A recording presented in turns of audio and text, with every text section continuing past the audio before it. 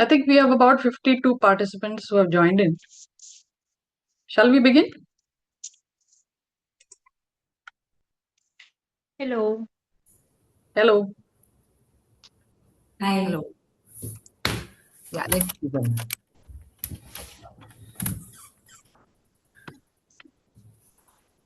I'm interested in women's health because I am a woman. I did be a darn fool not to be on my own side, said Maya Angelou. Good afternoon, everyone, and a very warm welcome. I am Nadia Sheikh, co-founder of Slumber Sense Global Private Limited, an awareness-driven platform built with the objective of bringing to you better health and better sleep. Our today's conversation is extremely close to my heart. The silent health crisis, why women's sleep disorders go undiagnosed. As women, we wear many hats: professional, caregivers, mothers, daughters, leaders. But somewhere in managing everything, one thing silently gets compromised, and that is our sleep. Today, we are going to ask an important question. Is this exhaustion normal, or is it a hidden risk? Before we begin, I would like the participants to introspect and ask themselves, how many hours of sleep do you actually get every day on an average? Kindly think, and if you like, you can send us your answers in the chat box. Also, tell me if you are sleeping 6 to 7 hours a day and still getting up tired.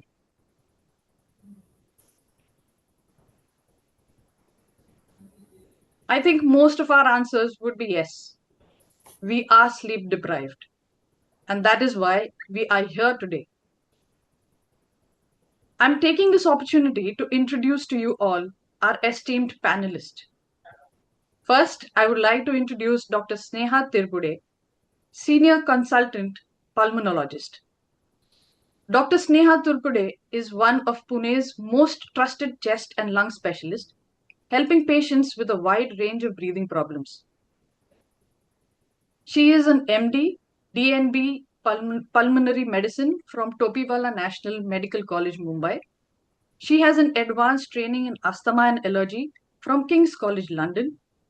And with her long years of experience in treating complex lung conditions, she is a well known, caring, and very approachable doctor.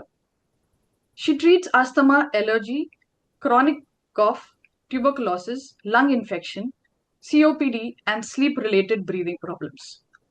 Presently, she is Senior Consultant Pulmonologist and DNB faculty and guide at Ruby Hall Clinic, Pune, and also a Senior Consultant Pulmonologist at Lopamudra Hospital, Pune. She's a member of American Thoracic Society, European Respiratory Society, Indian Association for Bronchology, and Indian Chest Society. She actively participates and has published articles in international and national conferences, books, and journals. Dr. Sneha, a very warm welcome to you and thank you for being with us here today. Our next panelist is our youngest panelist, Ms. Shivani, who's a psychologist. Shivani is a psychodynamically oriented psychotherapist and researcher with a deep interest in parts of human experience that often go unexamined. Her background is rooted in a blend of rigorous clinical training and social advocacy, including a MSc in counseling psychology from Christ University and a specialized formation course from the International Institute of Psychoanalysis. She is currently an active fellow at Washington Baltimore Center for Psychoanalysis as well as Psychoanalytical Center of Philadelphia. Welcome, Shivani. You add a young vibe to this webinar today. Next, we have Dr. Nasheed, Senior Consultant Physiotherapist. Dr. Nasheed has over 25 plus years of practice, treating patients needing critical care. As an expert physiotherapist, she also dwells into a domain of making patient-friendly equipment and is at present associated with a firm called Ferro Equip as an adaptive equipment consultant and at Orion Healthcare as a medical product consultant. She also runs a private clinic at Juhu. Welcome, Nasheed, and thank you for joining us. Next, we have one of our panelists who has taken very different paths. A warm welcome to Vibha. Vibha Kotecha. She's a dietitian and health coach. Vibha's career has taken many paths. She is a computer engineer graduate from PICT Pune, who, after having juggled between work, home, and children, realized the importance of good health. That's when her focus moved from managing computer algorithms and moved to overall well being of humans. Today, she's a certified health coach, helping individuals achieve their wellness goals by providing personalized guidance and support. She's also pursuing advanced course in fitness and nutrition with intention to serve her clients better. And now last, but the most important person of our webinar today, our moderator, Naisha D'Souza, an individual whose presence could light up the dullest of rooms. Naisha believes that people are at the core of everything we do, especially in the age of AI, where it's so easy to lose connections in favor of compliance and competency. She's currently CEO of Anulom Therapy, leading a group of trained professionals who provide epimerical based psychotherapy for a range of issues and concerns. With more than 20 years of experience working with various organizations across cultures and with different hierarchies, she brings to the table an ability to rally people and get the job done. And that's how I have Naisha on board. I know she's going to do a fantabulous job with moderating today. So I'm now going to hand over the reins to Naisha. Naisha, over to you. Thank you, Nadia, and thank you for that edification. I hope I live up to it. But without further ado, welcome to all our panelists, and we're really happy and honored to have you join us. Like Nadia said, it's a much spoken about issue that people have today, which is sleep and the lack of it. And I know a lot of you have prior commitments. Today is a Saturday, so we won't keep you, not just our panelists, but even our participants who've joined in. Thank you for joining in, and we'll kick off. So, my first question would be to Dr. Sneha. Doctor, we often associate sleep apnea with older men who snore loudly. That's the standard definition of sleep apnea. You say, oh, my husband snores loudly and he must be having sleep apnea. Is the story different for women? Yeah, definitely the story is quite different when it comes to women. Traditionally, sleep apnea is associated with loud snoring in a middle-aged, overweight a man, and we often associate it with snoring loudly, and that's how we suspect.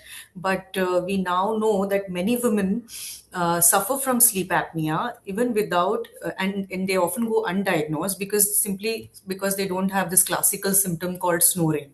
And the reason is that the women they are not snorers. Having said this, I asked my family members, my son, do I snore? He said I do snore, but classically everybody and he even imitated my snoring today morning, which was a discovery. But I have patients who are like the women, they'll have this fatigue, they'll have insomnia, they'll have headache, and they'll have mood changes and daytime sleepiness as well. But our snoring might be lacking in women, because of which then the diagnosis may be delayed. So therefore the women always correlate these symptoms with family responsibilities, and they might just overlook these things, and or they might say, oh, it's just a hormonal change. So as a result, the sleep apnea is often going undetected in them. And it's important for women to understand that persistent tiredness is not normal. So therefore, do understand that adequate sleep hours, despite adequate sleep hours, if you're feeling unrefreshed, they should consider getting evaluated for a sleep disorder. Thank you for that, doctor. It's very interesting that you said that in terms of fatigue, anxiety, stress, despite having 6, 7, 8 hours of sleep, if they are still tired, that they should come and have a diagnosis done for, sleep disorders. I would just like to throw this question to Dr. Shivani, sorry. Shivani, does this show up in therapy?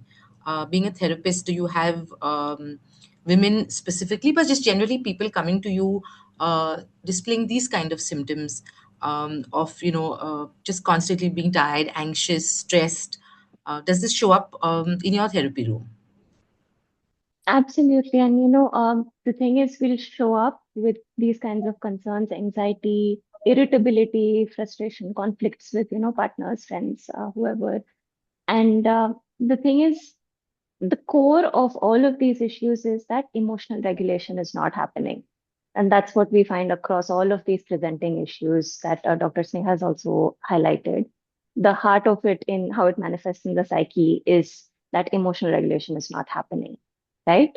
So what we try to do is we work on the stress, we work on the behavioral issues that are happening when we're awake, while we're not giving attention to the fact that there is something biological, a very physiological basic need that's not being met. The emotional shock absorber, essentially, which is what sleep is doing for us, that function is not getting fulfilled. So when you inquire into it further, you see, okay, so how are you sleeping? That's when it hits them that, oh, actually, I'm not sleeping really well. That is something that does show up in the therapy room very frequently. So that's something for us to ponder.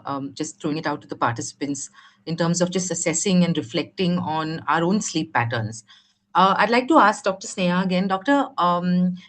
The people who show up or who come to you for a diagnosis or with sleep problems, if you were to kind of just call out population wise, do you have a lot of women coming? Is it very few women coming? Do they present with different issues and concerns, and then finally you diagnose that actually they have sleep apnea? Yes, definitely. Patients, women especially, are not coming directly with the complaints of classical complaints of sleep apnea, and it's we who tend to look at or ask upfront for the questions of sleep apnea symptoms, considering that sleep apnea is a common comorbidity with many of the chronic lung conditions that we have our patients with. So also the COPD, which is chronic obstructive pulmonary disease, and interstitial lung disease, they have been it's a common screening protocol in these patients that we need to do, that we need to at their regular checkups, we need to ask them questions and look at any sleep apnea. So also anybody who is obese, has come for other and has a lot of cough, so because obesity is a common trigger for it, so we do that Malampati scoring, and our sleep apnea scores are available, and then that's how we can pick it up. But yeah, upfront, many few. I remember one just recent case I spoke yesterday. She has a chronic lung disease. She's a doctor's mother, in colleague's mother. She has been diagnosed with a sleep apnea along with a chronic lung condition, which I just said, "Okay, let's do this," because she just said there is a drop in oxygen level on and off, which she's experiencing, not during the daytime, but more so during the night.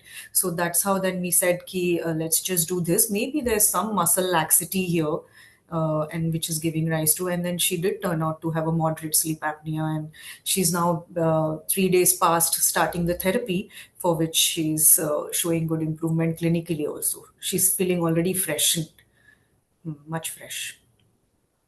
Wow.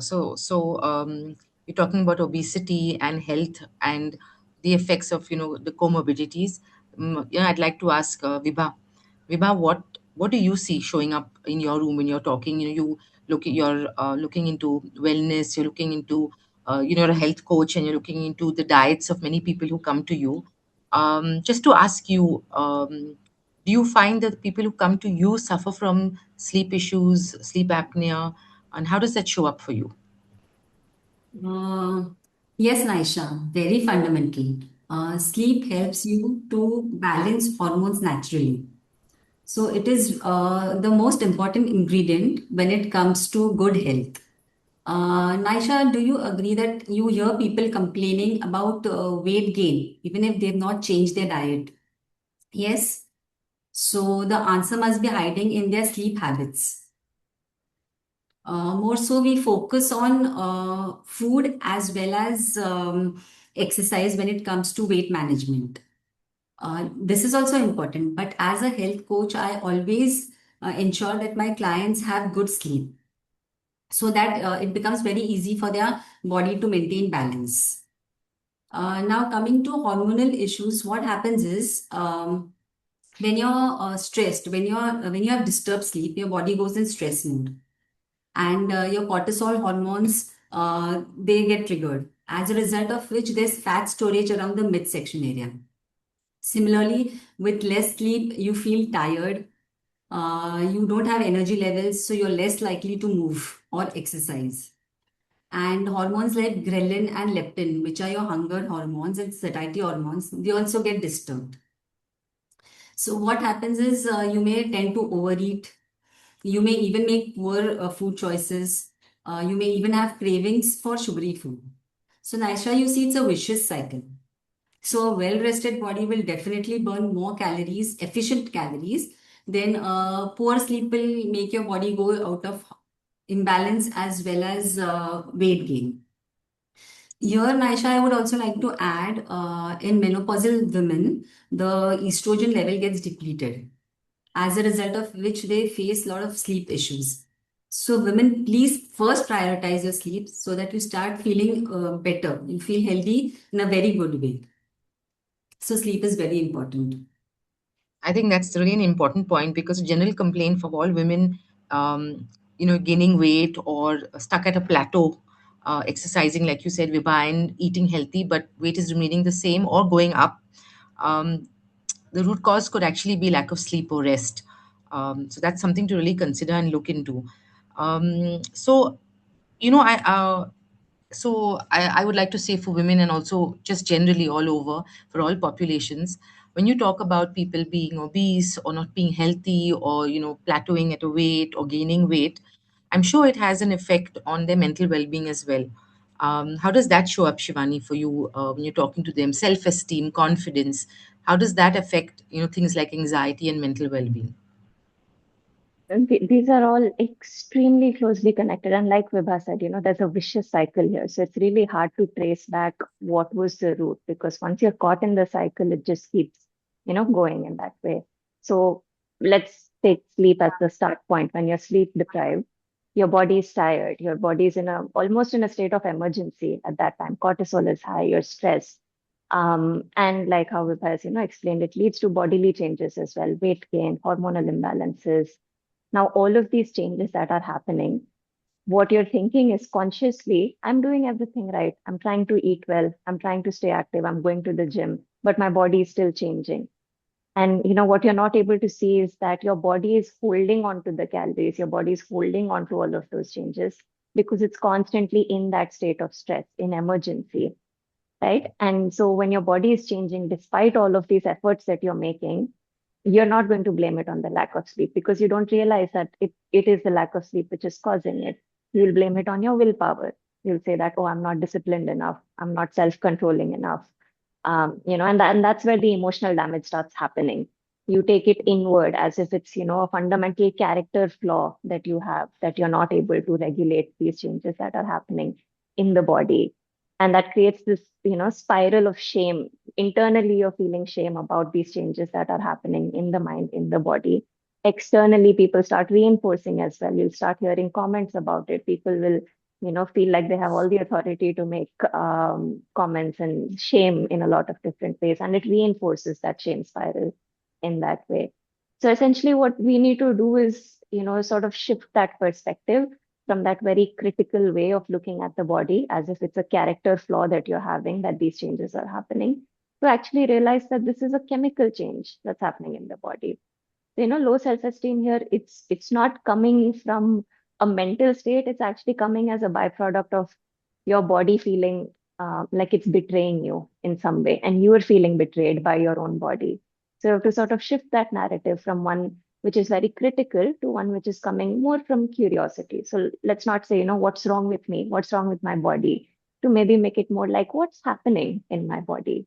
What is my body asking for? What need is it expressing? And if we just ask that question, more often than not, you'll see bodies actually saying that I want rest. It's just that we don't ask. Shivani, that's such a amazing perspective, a spin on how we approach ourselves and our bodies and the dialogue, the internal dialogue or conversation we have with ourselves. We've spoken about you're addressing mental issues that come up, as a result of lack of sleep. Dr. Sneha spoke about diagnosis, timely diagnosis, recognizing the symptoms. Vibha just threw light on, health and well-being, and as a health coach, what she tells, people who do come to her for help. But at the end of the day, I mean, I think all our participants will agree, when you wake up with stiffness and chronic pain and lower back and knees and, ankles are hurting, and, I think you just show up to somebody like Nashid and say, okay, this is what it is. And you show up at her doorstep and say, okay, now help me, can you fix it? So this is a fix it thing. Something's wrong, I need you to fix it. Give me a solution and fix it. Nashid, can you tell us, how often have you seen, when people come to you, um, the results are actually a cause of poor sleep, lack of rest, that affect muscle recovery, affect ability for the body to respond to any of the physiotherapy exercises that you give them? Yeah, so it so happens that if so many times people come to me and if I evaluate them and I'm finding absolutely nothing, like all the tests are normal, everything is like superb, their financial condition is okay, they are emotionally also all right, physically also I'm seeing like it's okay, but it's like the pain is just there. It's just not going. How much exercise I'm giving them also, it's like just there. So recently I had a patient and he was having severe backache. And I did all I could, and suddenly the only history which was not matching was, of course, he had COVID twice, which was like really, really bad. And he said the pain just recently started and it's just not going. And the only thing I could see that he's a very anxious person. So I was like, okay, maybe he needs therapy or something because none of the exercise are working and everything that he's doing is absolutely fine. So I said, maybe you just go see a pulmonologist, see what's happening. Maybe your breath is not right. Because of that, you're probably not getting sleep properly. And because of that, this again, the vicious cycle, cortisol level gets high. Because basically, when you're sleeping, the body is repairing muscle, it is replenishing the energy restored, then inflammation goes down, the hormonal like kind of gets balanced, the stress reduces, lots of things happens during sleep. Again, it's not like, oh, I've slept like normal is like 7 to 9 hours of good sleep, but it is the quality of sleep that has to be so perfect for everything to be in. That's the reason why these people who go for Olympics and all or play tournaments and all, sleep is very, very important. You have to get those hours of sleep before you go for a game, you know. So all we did was just get a sleep study done, and you will not believe it, he had 80% of sleep apnea. 80% of sleep apnea, which was like, I was probably giving him exercises making things worse. And it's like these patients really do manifest pain, back pain, this, that.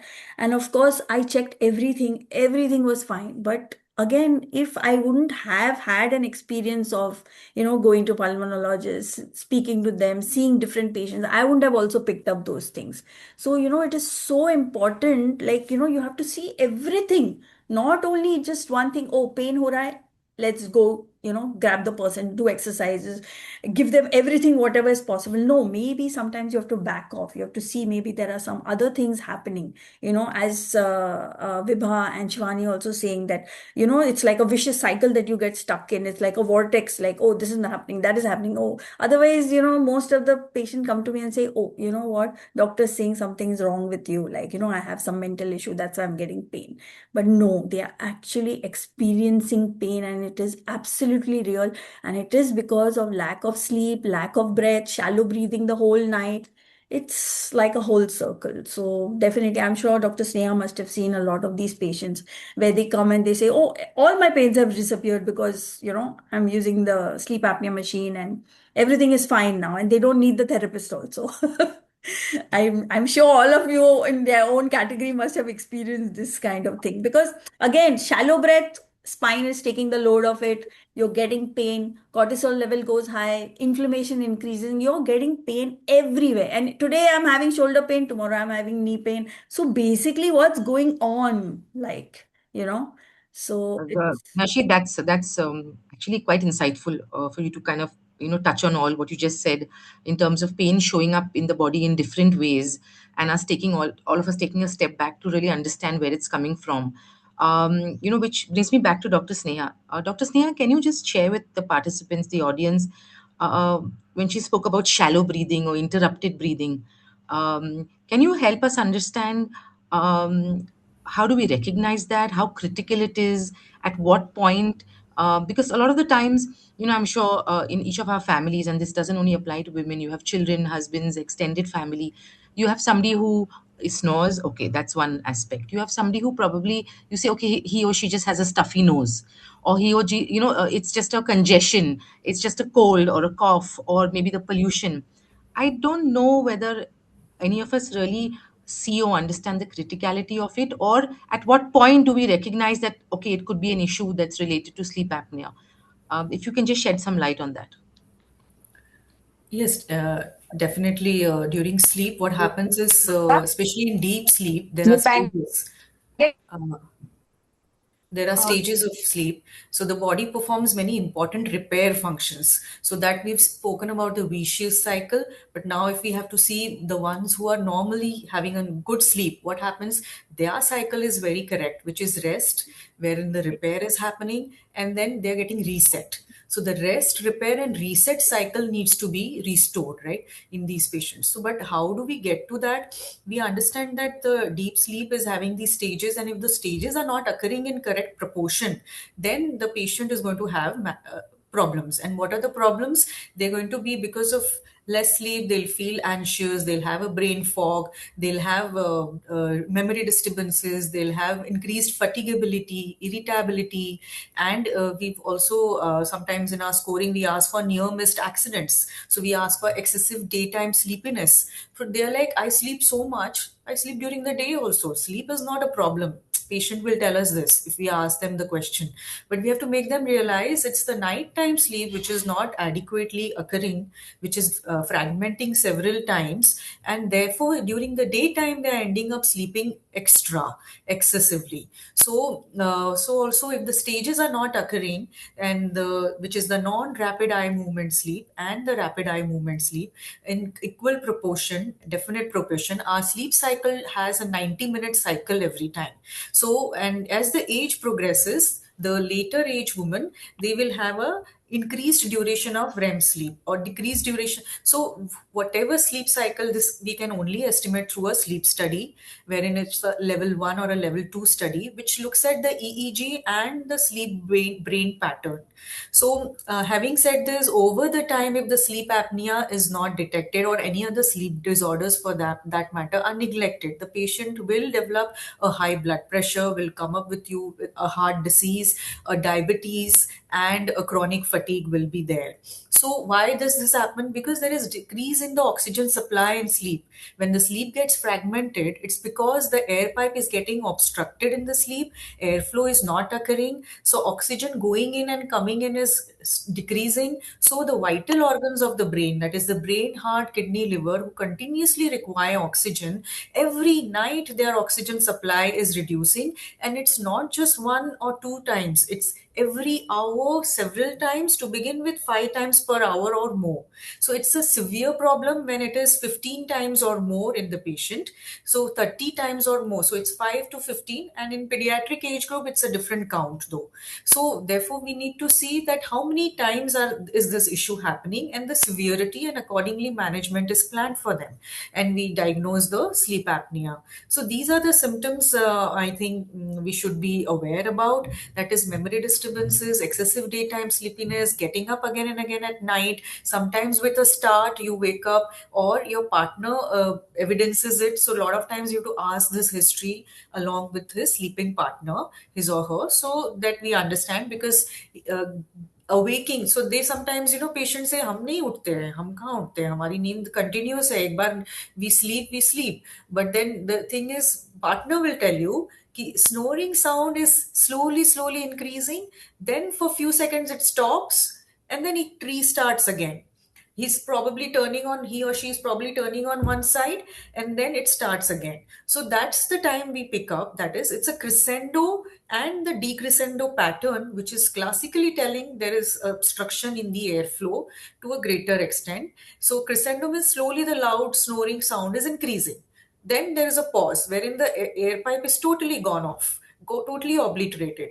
Then the brain wakes you up. Get up, I'm not getting oxygen. So then you get up, but sometimes because you're in deep stage of sleep, he wakes you up and you come up to the light stage, that is N1 stage of the sleep, and therefore you don't realize that you've got up. You're still in the sleep, but in that light stage of sleep, you can still tighten up your muscles of the neck and airway, which are the common culprits of causing obliteration.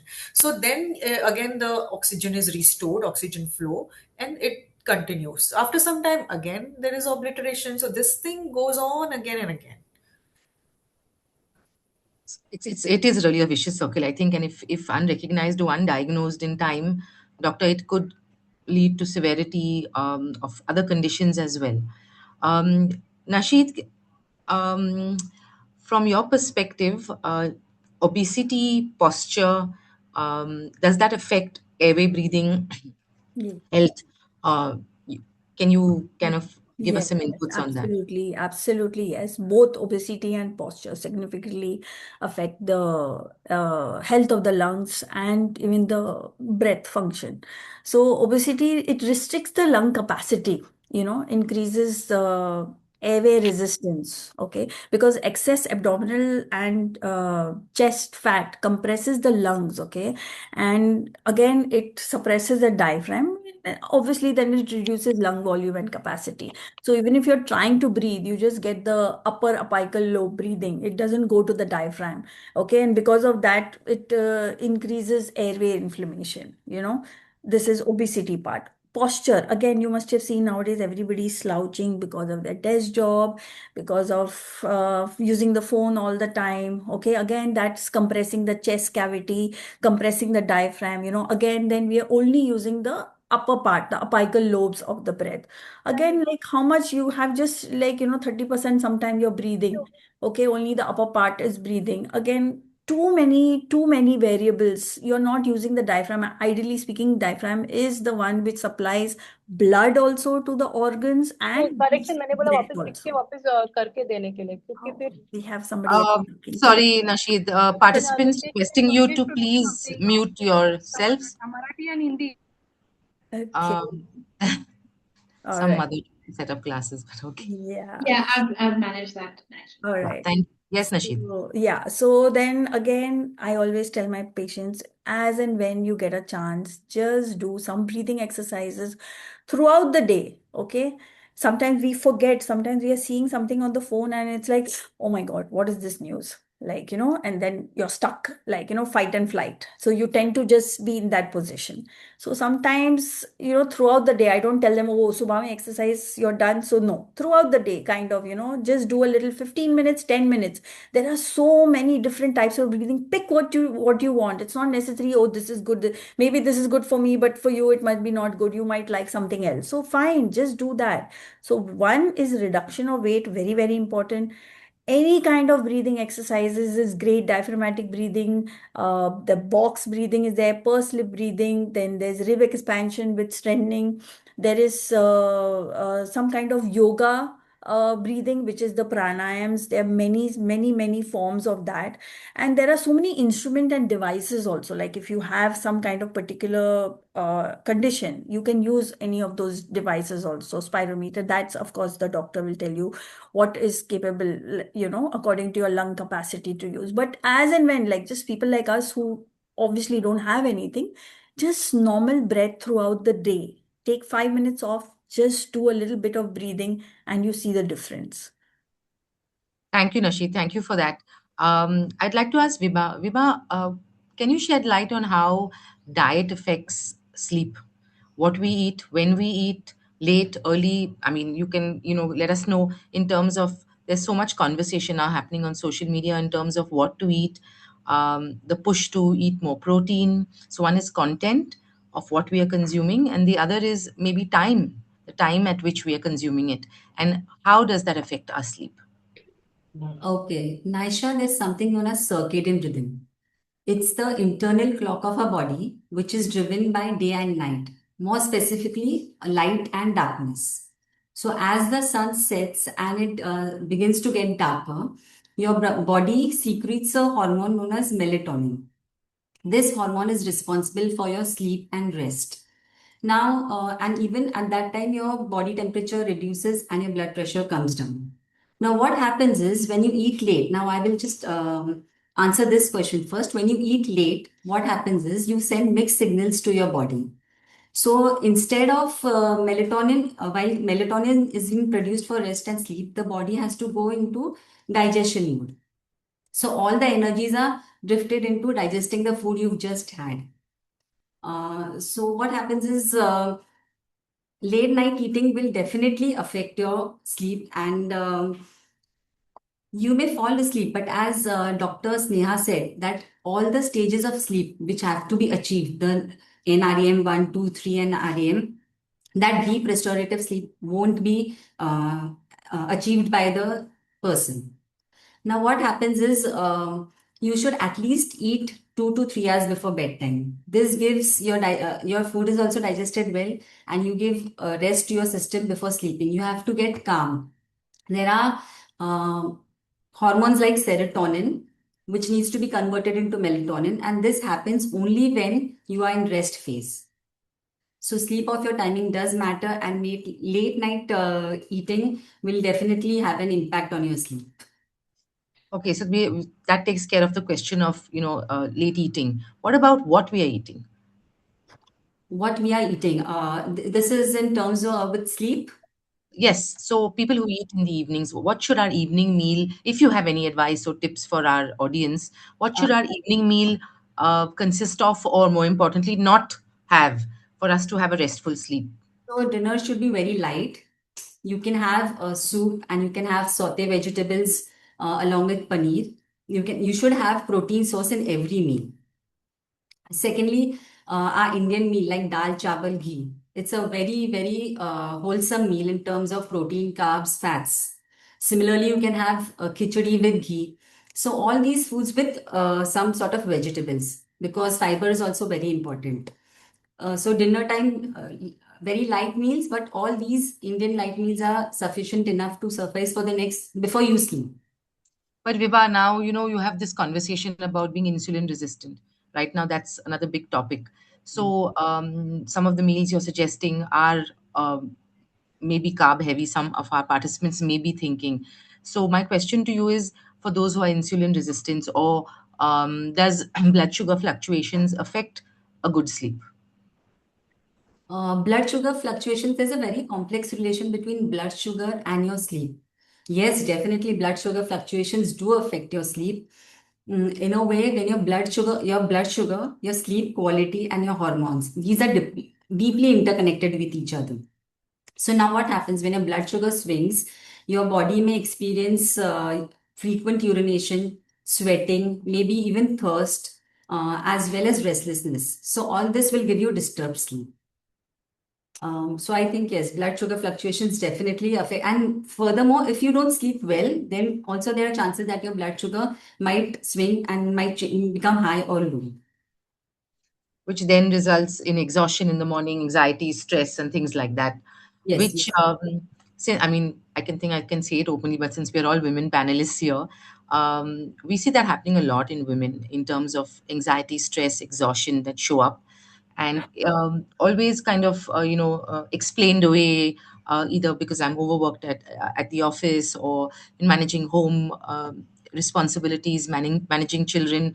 Maybe I can ask Shivani. Shivani, you have women showing up, to you and explaining away exhaustion and tiredness.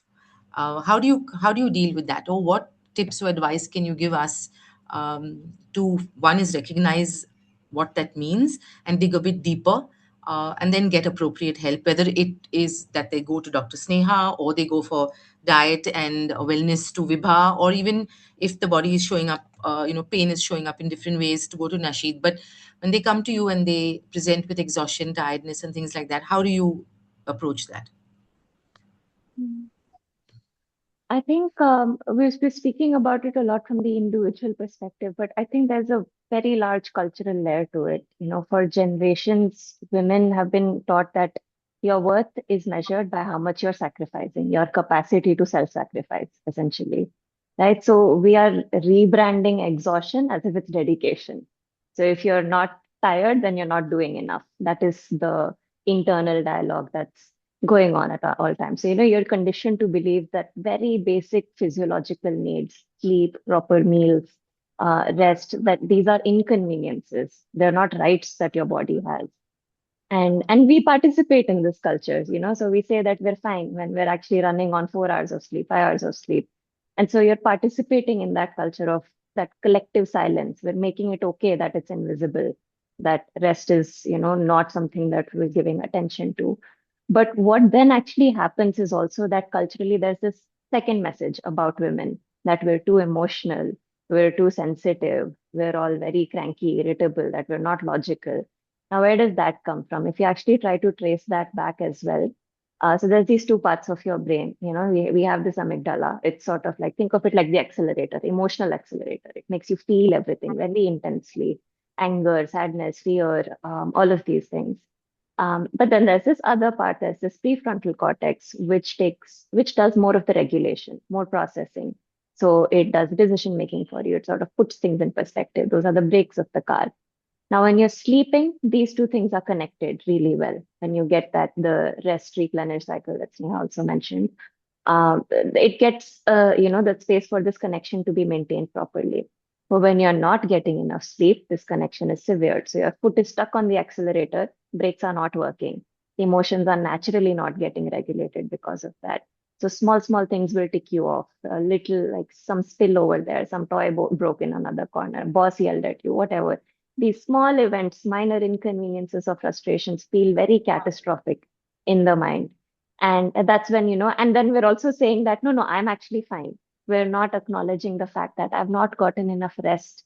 That's why I'm frustrated. I've not gotten enough, sleep for my body to recuperate, for myself to be able to balance the mental state that I'm in, right? So culturally, it's getting sort of perpetuated that women are supposed to not be rested. Women are supposed to sacrifice on their personal needs to be able to show up for the other person. And we glorify that sacrifice. And if you admit that you're exhausted, it's like I've admitted to failing at a role that I have as a woman. And and that since you asked for tips as well, I think that is the thing that we need to sort of shift that dialogue again, because we wear exhaustion as if it's like some sort of badge of honor. I'm so tired, that means I'm doing such a great job.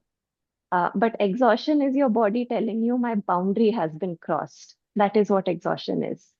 And that perspective is something that we need to introduce immediately. We need to stop calling exhaustion burnout as if it's resilience.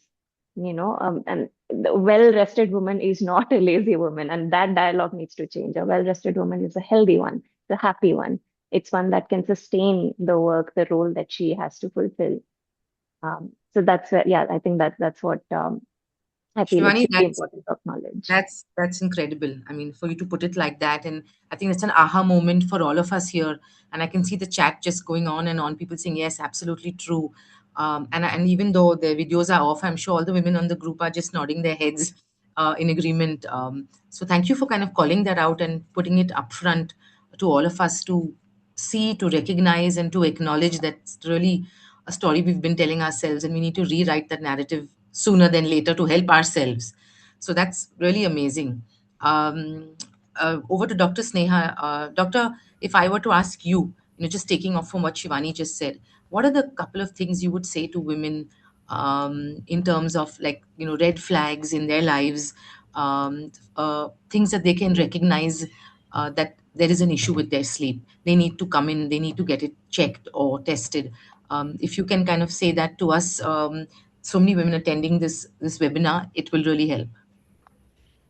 Yeah, so actually, many women are juggling the multiple roles which we've just addressed, and the responsibility. So there's a constant balancing act which they are doing, trying to achieve, and they often start believing that being tired all the time is a normal thing. So they need to first sit and address and listen to their body, that what is exactly happening, and is it the tiredness? But persistent exhaustion is usually not normal, isn't it? So it's a signal from the body, in fact, that they need to pick up that something is not right. Yeah, and then it could be poor sleep quality, it could be stress, which is releasing the stress hormone cortisol, the hormonal imbalance overall as per their age that they are in, and it could be anemia which is not detected, and and then even a sleep disorder. So therefore, like a sleep apnea. So therefore, the woman, and they also they are likely to prioritize others' health and leave their health and not pay attention to their health a lot of times. That means their symptoms often go unnoticed. So then this is also a call out to the other fellow members of the family that they need to also attend such webinars and understand women's health, and they can be then helpful in picking up the right symptoms for their female house females. And it is important to remember that feeling constantly exhausted is not normal. So therefore, addressing the sleep quality at this point can make a huge difference and for the overall health of these women.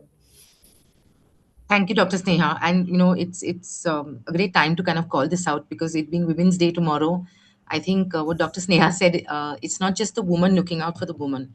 We live in communities.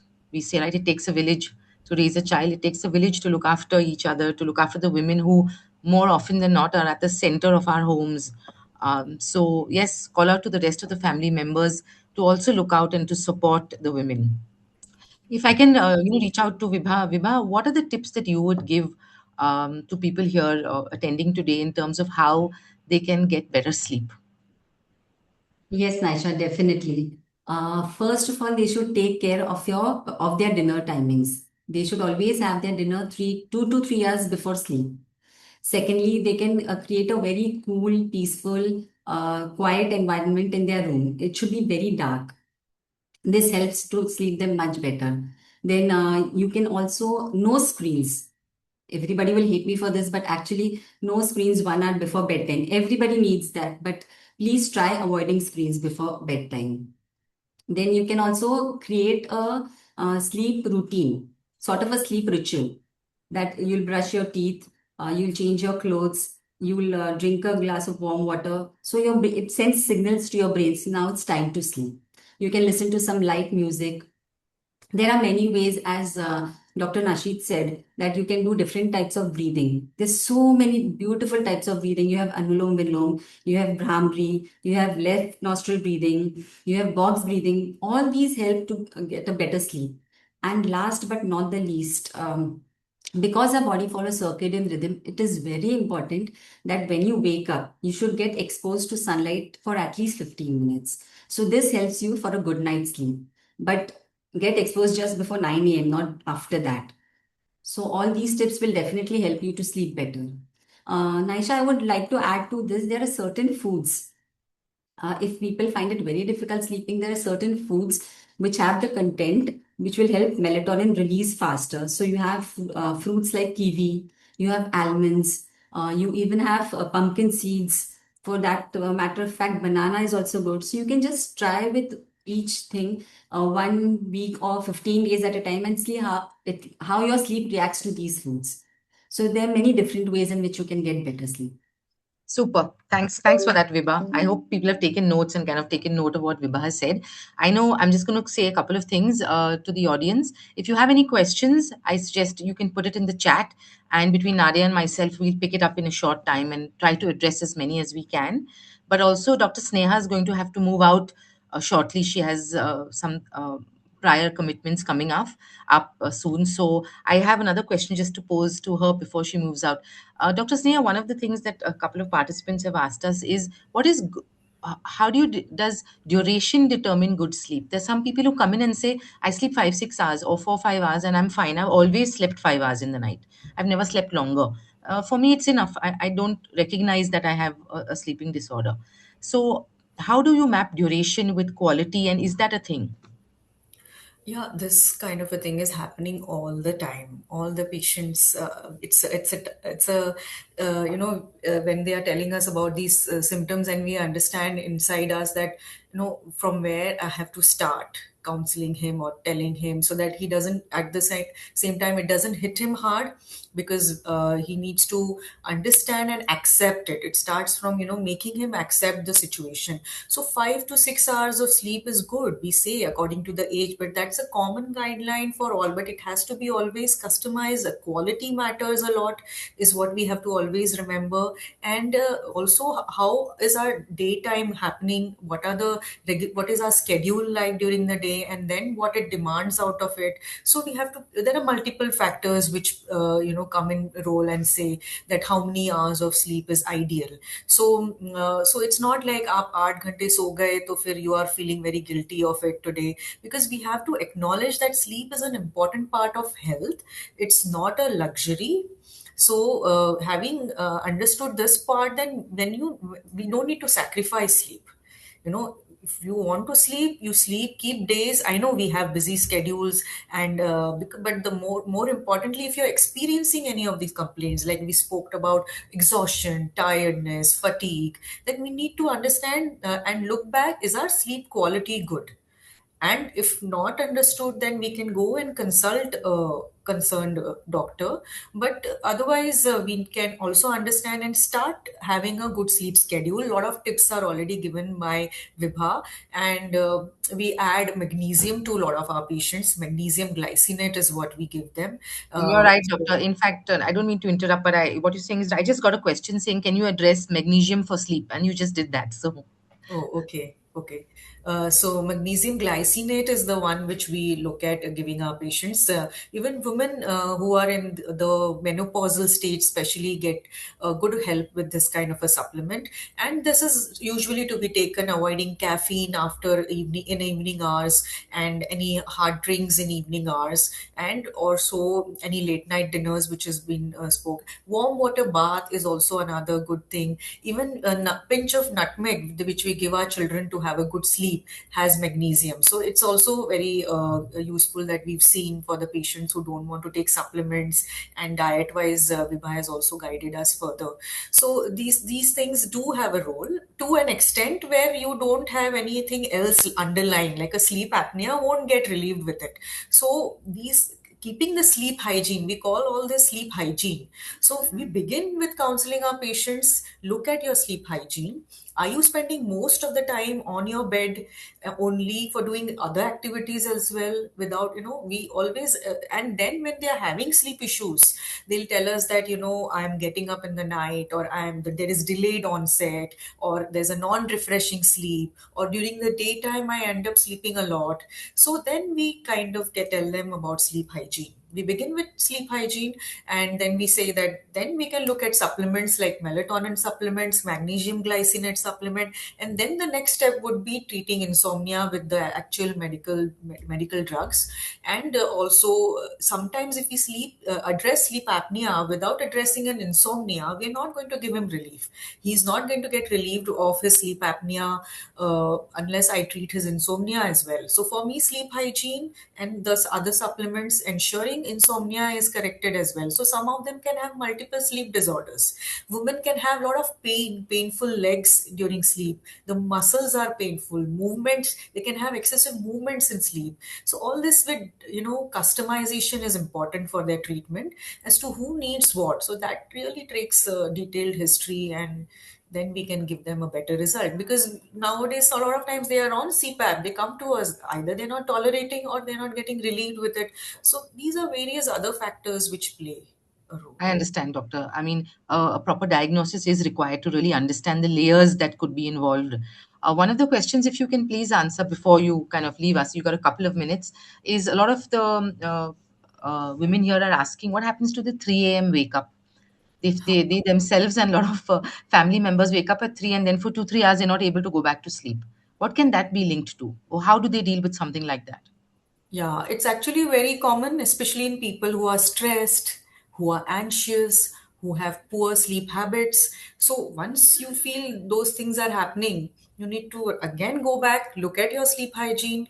You need to avoid screen time. I know everybody, it doesn't affect, the screen time doesn't affect everyone, but at the point when you feel you're getting up at night and you're waking up wide awake, and so that means there's something wrong with your circadian rhythm. So pick that up, and remember then to restore it, get back to the sleep hygiene. Yes, and there are several reasons why it will happen. As we saw, that caffeine consumption can affect it, screen time, as we spoke, irregular sleep habits, timings. So make sure you're doing your sleep timings proper. Even hormonal changes can affect this a lot. So to control this, the first step is the hygiene, to try to go back to bed at the same time and wake up. And we also say don't have a clock in your room preferably, or a TV screen, because those are the hindrances which can give you a good sleep. If somebody is facing problems, especially get that sorted, because a clock, you get up at night, you see, oh, it's 3 and I'm awake,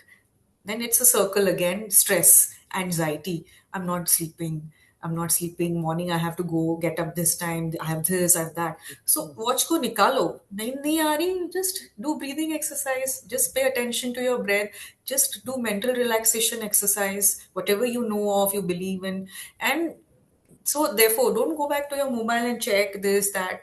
नहीं मतलब वो सारी चीजें, that discipline thing has to be there. Also relaxation techniques, as we said. So however, if someone is waking up at night around the same time and struggles to go back to the sleep, it's also important to look at your hormones, go to the doctor, get that checked if it's persistent despite the sleep hygiene problem, or go to a sleep specialist and see if the sleep study is going to help you. And maybe there's an underlying breathing disorder, sleep disorder, which is affecting your breathing also in sleep, because Thank of you so much. your waking up. Yeah. Thank you so much, Dr. Sneha. I know you have to leave us, but thank you so much for being a part of this discussion. A No, lot of my pleasure. really, really insightful tips that you've given us. And if any of our participants' audience requires, they'll reach out to us, we'll reach out to you. But Yes. thank you so much, Dr. Sneha. Thank you. Thank you. Good job here. Thanks. Bye. Bye. Thank you. Thank you, Dr. Sneha.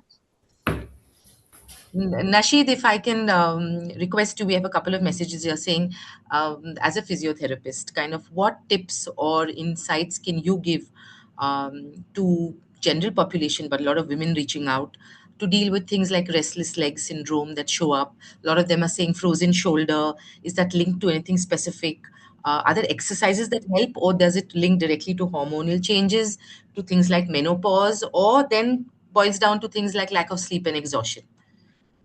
See, there's too many questions and lot of answers.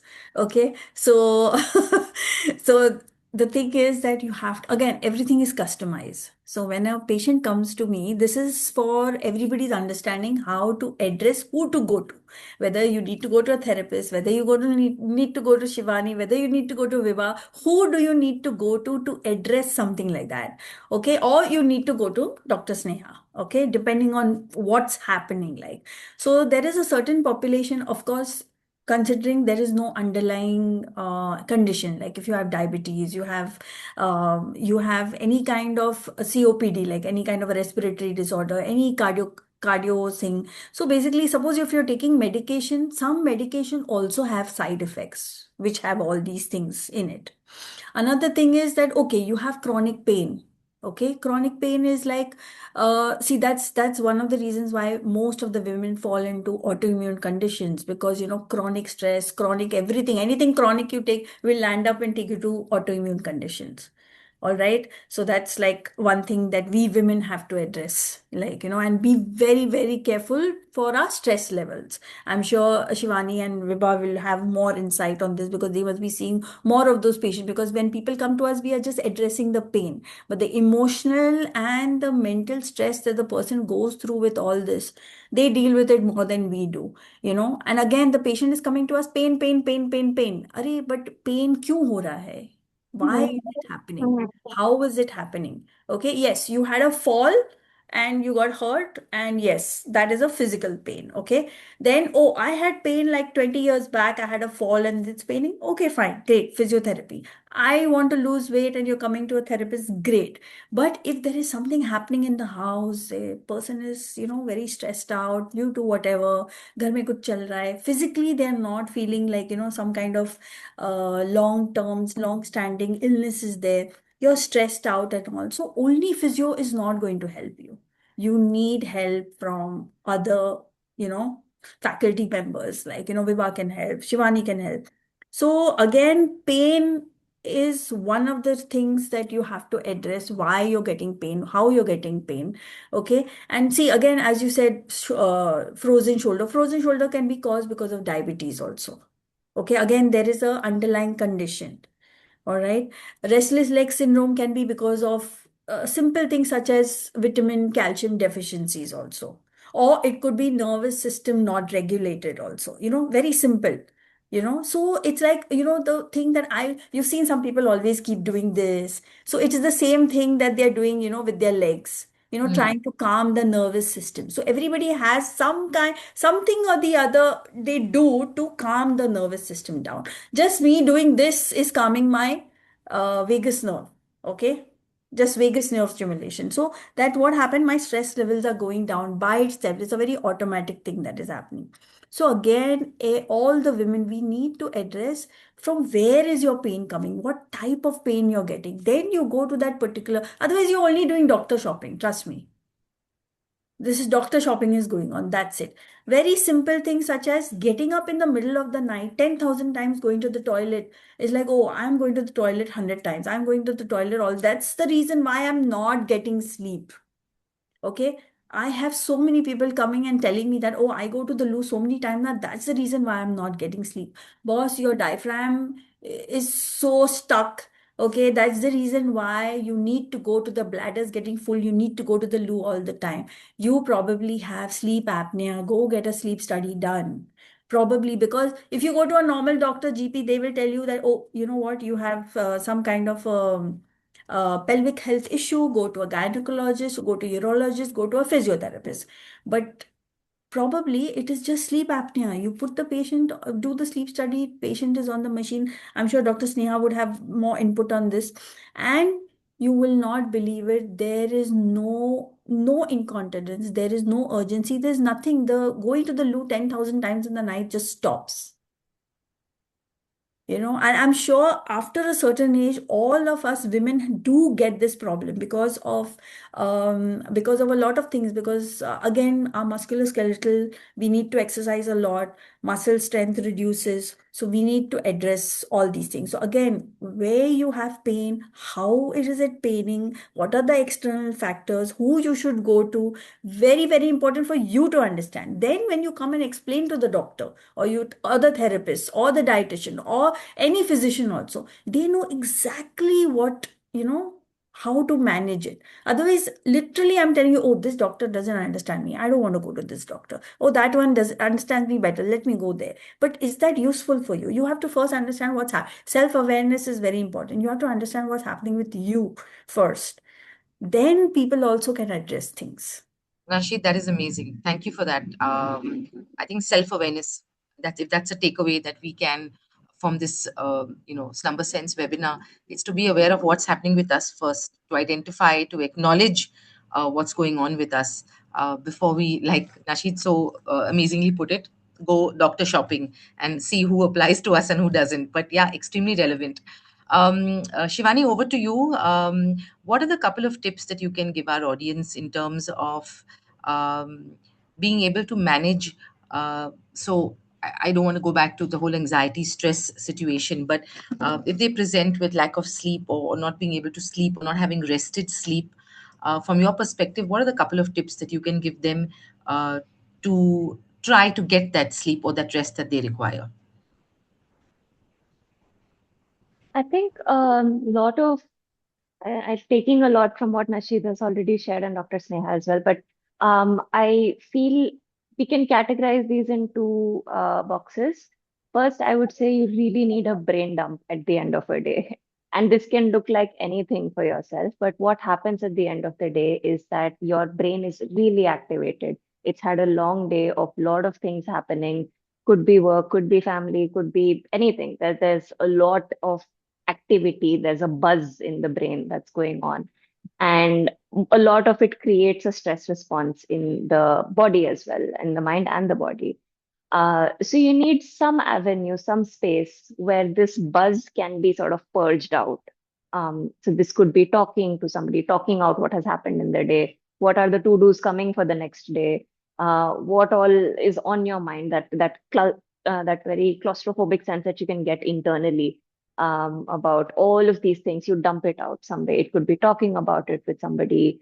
Write it down if you don't want to share it with somebody else. You send a voice note to yourself. You have so many ways of engaging with this task now. And if you're more creatively inclined, you can find a lot of other ways. But just to have one place where this chaos internally that you're experiencing is getting a space to be expressed. Just, and it's not to say that it will go away. The stress of it will still, of course, be there. There are still things to do the next day. But once you're able to purge that in some way, any shape or form, it creates this momentary sense of relief. So that first brain dump is extremely important. And from there, I think you need a sensory bridge. So brain dump and sensory bridge. Sensory bridge essentially is taking you from that very activated state that you're in during the day to a state where you're sort of prepared to unwind and now sort of fall into an unconscious state. And this is essentially to move from the doing mode to the being mode. And how you do that is by engaging these senses: sight, smell, sounds, taste, touch, the kind of food that you're eating, like Vibha has spoken about. Focus intentionally on the sensory pleasure that you're getting from that. It's helping the physiology of the body, of course, but it also helps mentally to intentionally focus on how the sense is getting stimulated when you're having your dinner. Maybe turn the lights down, use warmer lights as your day is coming to a close. Use certain scents that you might like, soothing scents, candles, incense, whatever works for you. Listen to some low frequency sounds, acoustic music, instrumental, any senses that you can engage in and intentionally focus on what that's doing for you. It basically signals to your nervous system that the threat of the workday, it's over. The threat of this entire day is done, and now you're safe, and now you're safe to be able to power down.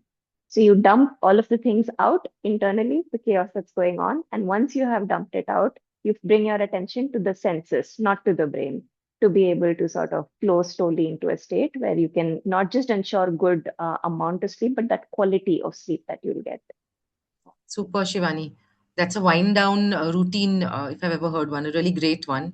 And if you couple that with what Vibha said a few minutes ago, in terms of how you eat, what time you should eat, follow a circadian rhythm, I think it will really, really help our participants and audience today to kind of do what they require to kind of get more sleep.